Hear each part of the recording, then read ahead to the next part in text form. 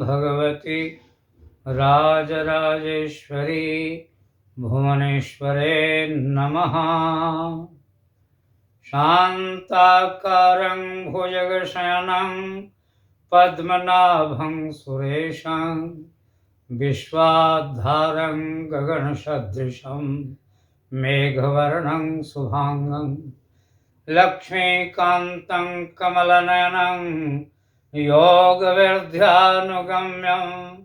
वन्दे विष्णु भवभयहरणं सर्वलोकैकनाथं।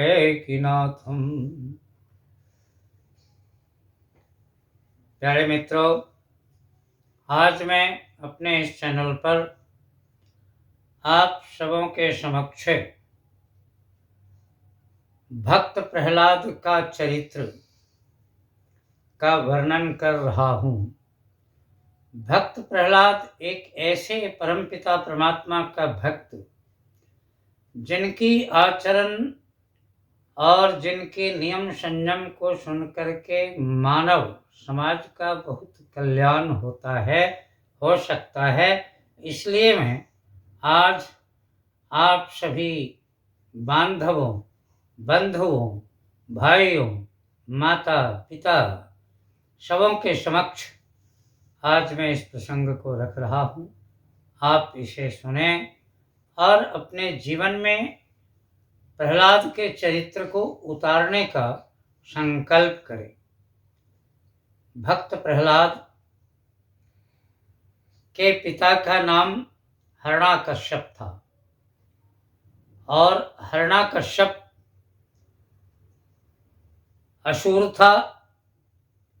आसुरी प्रवृत्ति के कारण उसे भगवान की लीला, भगवान की कथा, भगवान का नाम अच्छा नहीं लगता था। लेकिन हिरण्यकश्यप की जो पत्नी कयाधु थी, वो भगवान के परम भक्त थी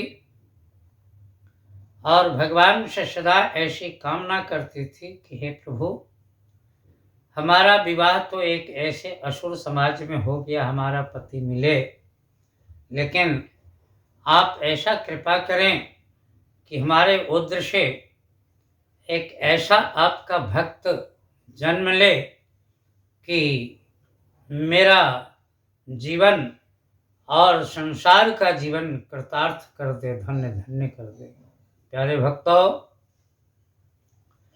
भक्त प्रहलाद का जन्म हुआ। धीरे धीरे जब वो 4 साल का, 5 साल का हुआ तो भक्त प्रहलाद को पढ़ने के लिए हिरण्यकश्यप अपने राक्षसों के गुरुकुल में भेजा। जब वहाँ उसकी पढ़ाई शुरू हुई तो वो पढ़ता नहीं था, वो पढ़ाने लगा।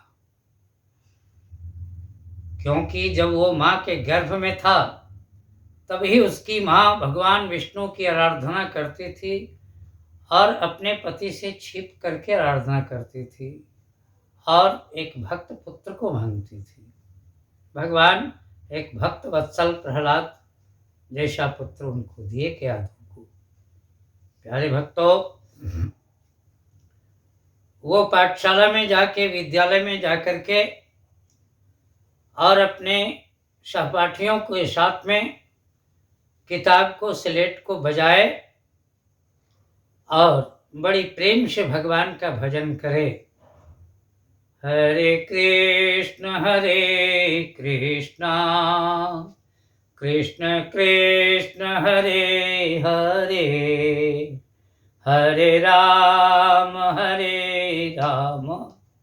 राम राम हरे हरे, हरे कृष्ण कृष्ण कृष्ण हरे हरे, हरे राम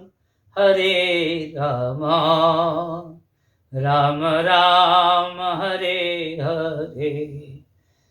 गुरुजी इस बात को जाकर के हिरण्यकश्यप से कहे कि आपका बेटा हमारा पढ़ाया हुआ विद्या को नहीं पढ़ता है और वो विष्णु भगवान का भजन कराता है सभी लड़कों से। हिरण्यकश्यप को बड़ा क्रोध हुआ। प्यारे भक्तों, बहुत समझाया गया, लेकिन भक्त भक्त होता है।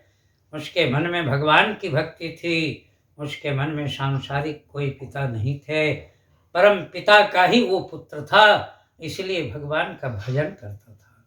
समय आया, उसको दंड देने लगा हिरण्यकश्यप। बहुत प्रकार का दंड दिया। एक दिन उसे एक हाथी को शराब पिला करके उसके पैर के नीचे रखवा दिया। भगवान कृष्ण प्रहलाद को वहां से हटा के अपने आप उसके चरण के नीचे दब गए। हाथी मर गया और प्रहलाद भगवान का भजन करते हुए आनंदमय घूमने लगा।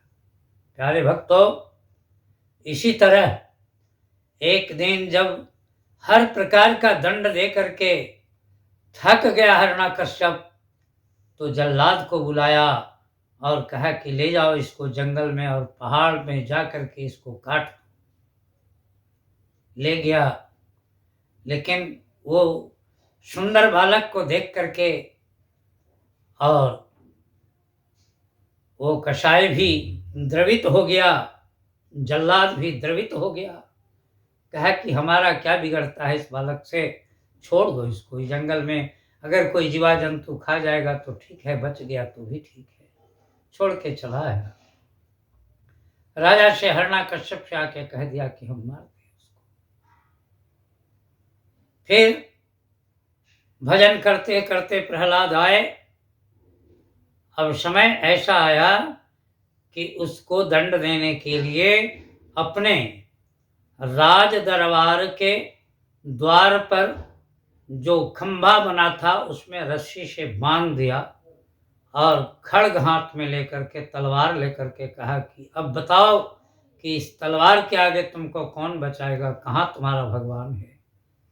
वो कहा कि प्रहलाद कहता है कि पिताजी, मेरे हरि नाम आधार, कहत प्रहलाद पिता से, अंध पिता तो ही सूझत नाही, घट घट व्यापेरा, हम में तुम में खड़ग खंभ में, जहाँ देखो तहाँ राम, कहत प्रहलाद पिता से।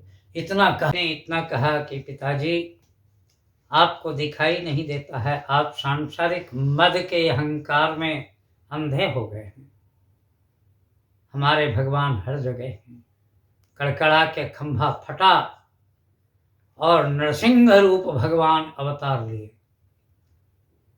हिरण्यकश्यप को आशीर्वाद मिला था कि तुमको न कोई जानवर न कोई मनुष्य मार सकेगा, नहीं घर में मरेगा न बाहर में मरेगा, नहीं तुम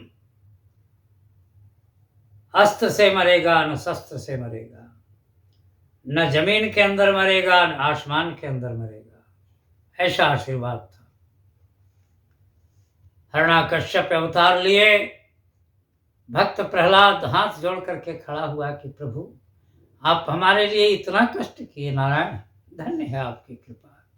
और हिरण्यकश्यप को नरसिंह भगवान पकड़ करके अपने जंघा पर लेटाए, न नीचे न ऊपर, जंघा पर लेटाए और नाखून से उसके हृदय को चीर दिए, फाड़ दिए उसको। न ये अस्त्र है न शस्त्र है। आधा सूर्य अस्त हो रहे थे, जिसको गोधूली बेला कहते हैं। ऐसे समय में न दिन थी न रात थी, और जहां पर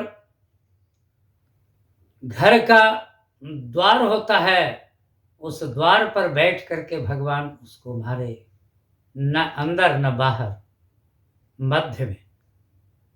ऐसे करके हिरण्यकश्यप का उद्धार किए। प्यारे भाइयों, आप हमारे इस चैनल को लाइक करें, शेयर करें और सब्सक्राइब करें।